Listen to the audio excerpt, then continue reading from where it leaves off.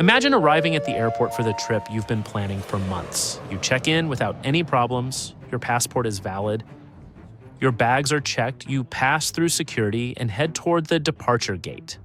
Everything seems normal. Then, just minutes before boarding, an airline employee walks over to you with a serious expression. They ask you to step aside. A few moments later, you're told something you never expected to hear. You won't be boarding this flight. In fact, you're no longer allowed to fly with this airline. But how is that even possible? Can someone really be banned from flying? Is there a secret list with your name on it? Or is the truth far more complicated? Today, we're going behind the scenes of one of the least understood parts of commercial aviation to discover who can stop you from flying, why it happens, and what really goes on behind those decisions. Every single day, more than 100,000 commercial flights take off around the world. Millions of passengers board safely without giving much thought to the complex security systems working behind the scenes. Pilots, cabin crews, airport security officers, air traffic controllers, and government agencies all work together to keep aviation one of the safest forms of transportation ever created.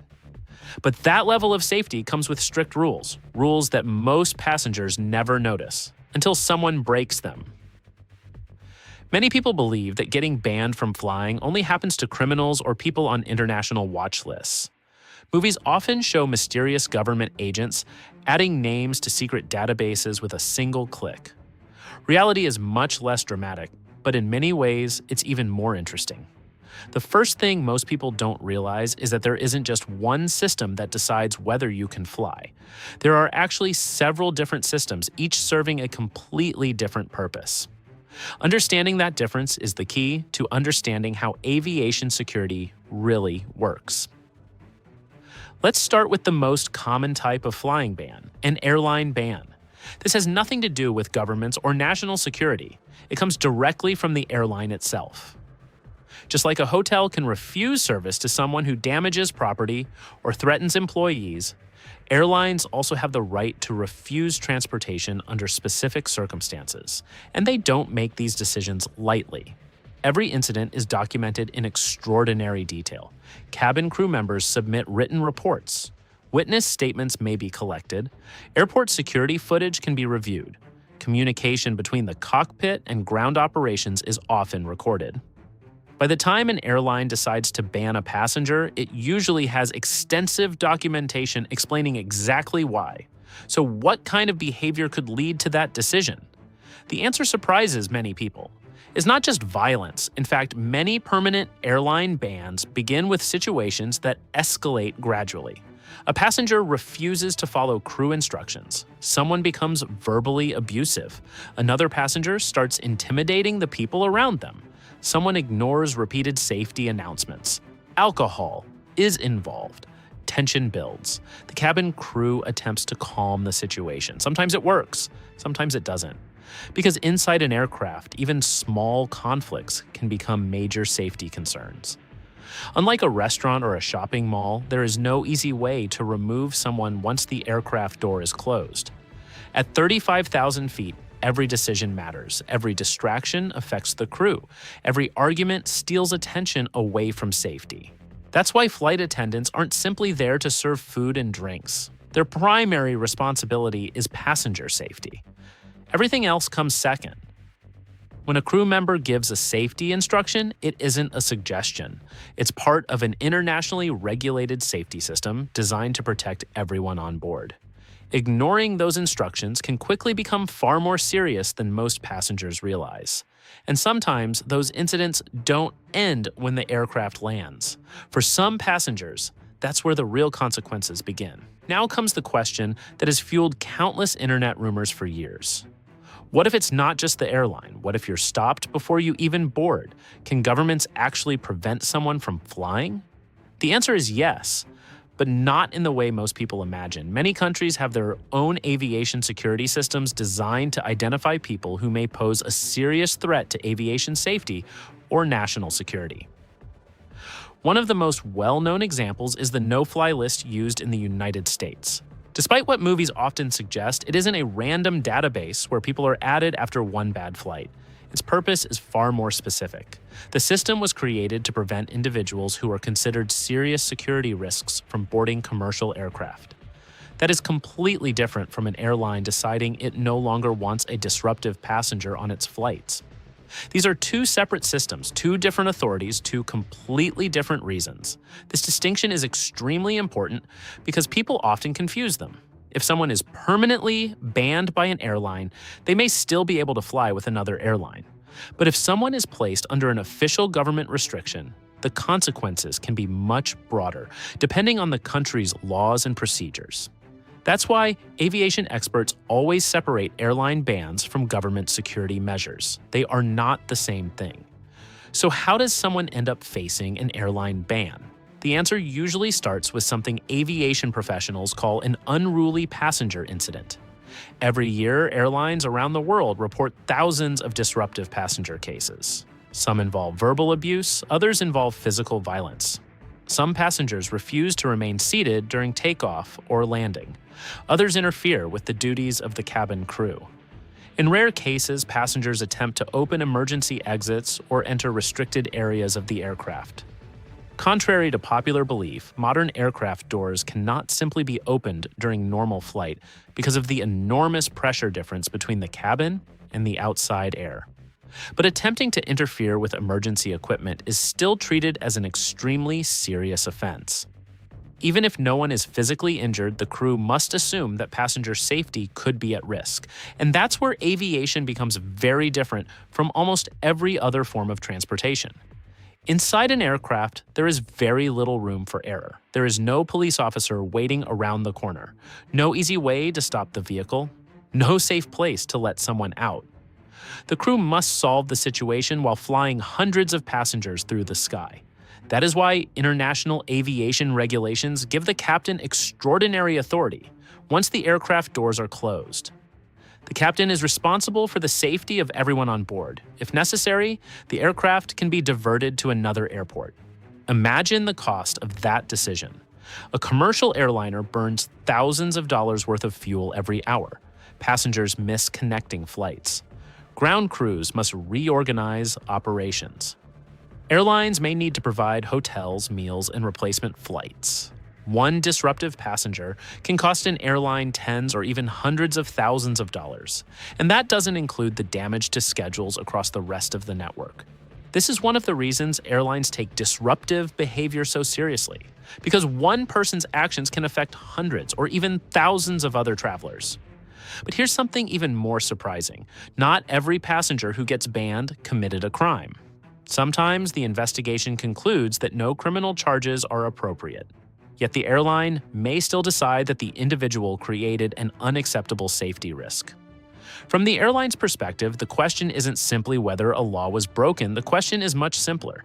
Would we trust this passenger on another flight? If the answer is no, the airline may decide that the risk is too great. And that's when a temporary suspension can become a permanent ban. But airline bans are only one piece of a much larger security system. Behind every international airport is an invisible network of information sharing, security assessments, and risk management that most passengers will never notice. And that's exactly where our story goes next. For most passengers, the story ends the moment the aircraft lands. For the airline, that's where the investigation begins. The moment an incident occurs on board, the crew starts documenting everything they witnessed. Every important event is recorded while the details are still fresh.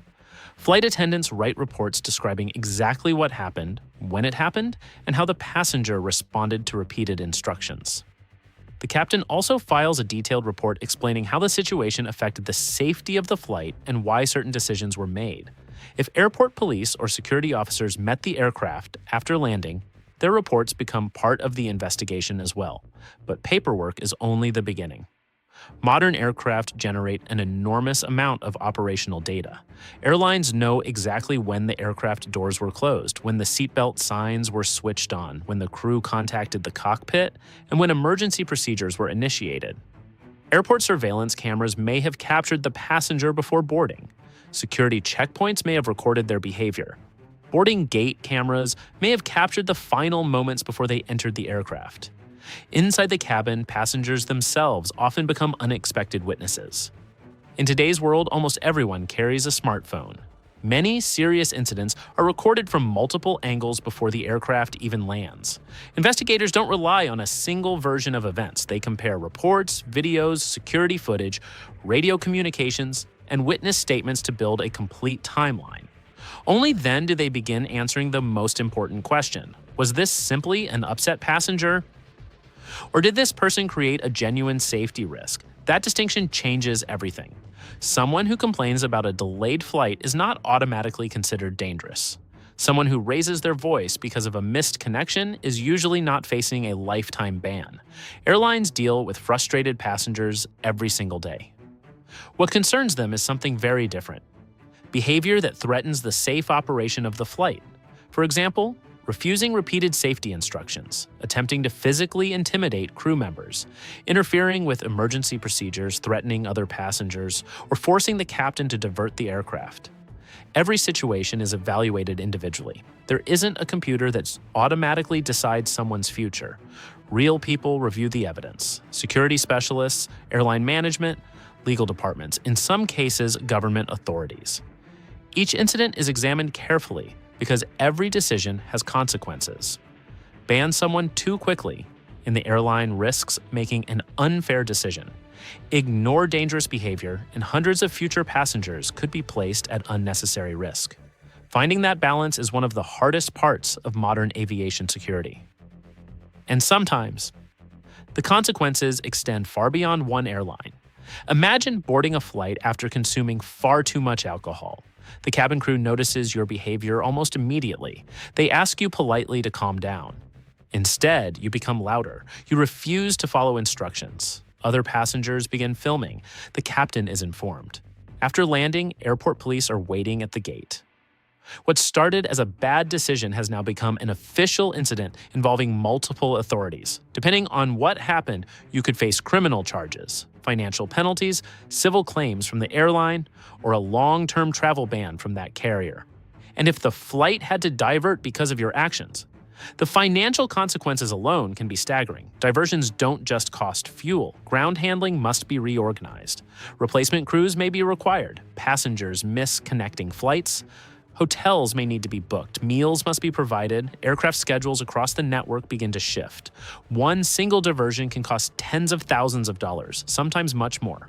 That's why airlines increasingly pursue compensation from passengers whose actions caused unnecessary disruptions. But perhaps the biggest misconception is this: many people think airline bans are permanent forever. In reality, that isn't always the case.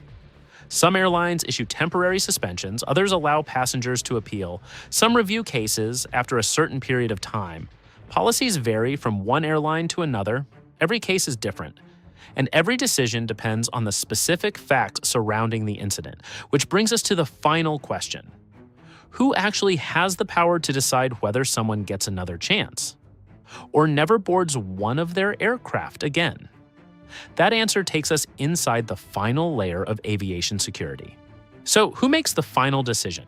The answer depends entirely on the situation. If the incident only involves the airline's own policies, the decision is usually made by teams responsible for security, safety, legal affairs, and customer relations. They review the evidence, evaluate the level of risk, and determine whether the passenger should be allowed to fly with that airline again. Some bans last only a few months, others remain in place for years. And in the most serious cases, an airline may decide that the passenger will never be welcomed back. But when national security becomes a concern, the process moves beyond the airline itself. Government agencies may become involved depending on the country, the nature of the incident, and the laws that apply. These investigations are handled under legal procedures that are very different from an airline's internal review. That's why people often confuse two completely different systems. One protects an airline, the other protects national aviation security. Understanding that difference changes the entire story, because being denied boarding does not automatically mean someone is on an official government watch list. And being banned by one airline does not necessarily mean every airline will refuse to carry that passenger. Every situation is evaluated according to its own facts, its own evidence, and its own legal framework. Can these decisions ever be challenged? In many situations, yes. Airlines often have customer relations departments and formal complaint procedures where passengers can request a review of their case. Government restrictions, where they exist, may also have legal processes or review mechanisms depending on the country. These procedures are rarely simple. They often require documentation, legal review, and time. But they exist because aviation security must balance two equally important goals: keeping the public safe and making sure decisions are made fairly. It's a balance that millions of passengers never think about. Every time you board a flight, you see smiling cabin crew, passengers finding their seats, and pilots preparing for departure. What you don't see are the thousands of safety decisions happening quietly behind the scenes. The maintenance inspections completed before the aircraft even arrived, the baggage screening systems working beneath the terminal, the air traffic controllers coordinating hundreds of aircraft, the security teams monitoring unusual activity, and the airline specialists reviewing incidents long after passengers have gone home. Commercial aviation isn't safe because nothing ever goes wrong. It's safe because every incident is studied, every lesson is recorded, and every system is constantly improved. That's the hidden world most travelers never notice. A world where thousands of professionals work together every day to make sure millions of people reach their destinations safely. And perhaps that's the biggest surprise of all. The goal of aviation security has never been to stop people from flying. Its purpose is to make sure that everyone else can. The next time you walk through an airport terminal, look around for a moment. Behind every departure board, behind every boarding gate, behind every aircraft preparing for takeoff, there's an invisible network of people, technology, and decisions working together with one simple objective: to make sure every flight has the best possible chance of arriving safely, and most passengers will never even know it exists.